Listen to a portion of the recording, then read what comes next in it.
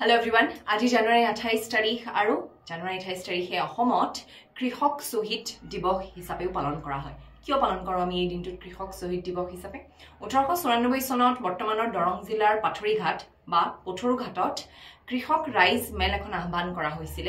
কিয় আহ্বান কৰা হৈছিল? বৰ্ধিত খাজানাৰ মূল্যৰ বাবে এই ৰাইজ মেলখন আহ্বান কৰা হৈছিল। আৰু তাত তেতিয়াৰ ব্ৰিটিছ ডিসি আৰু ব্ৰিটিছ যিজন এসপি মানে তোমাৰ পুলিচৰ যিজন মুখিয়াল তেওঁলোকে আহি পেলাই তাত নিৰ্বিঘ্নে শান্তিপূৰ্ণভাৱে হৈ থকা এখন মেলত আহি পেলাই তেওঁলোকে গুলিচালনা কৰিছিল আৰু সেই গুলিচালনাৰ বাবে 140 জন কৃষকে প্ৰাণ আহুতি দিবলগীয়া হৈছিল আৰু সেই দিনটোকে আজি আমি স্মৰণ কৰি কৃষক শহীদ দিৱস হিচাপে পালন কৰোঁ। এই বছৰ কৃষক শহীদ দিৱস পালন কৰাৰ বাবে পেজেন্ট আপৰাইজিং অফ পথৰুঘাট বুলি এটা ষ্টেম্প ডিপাৰ্টমেন্ট অফ পোষ্টে এটা ষ্টেম্পো জাৰি কৰিব। Thank U.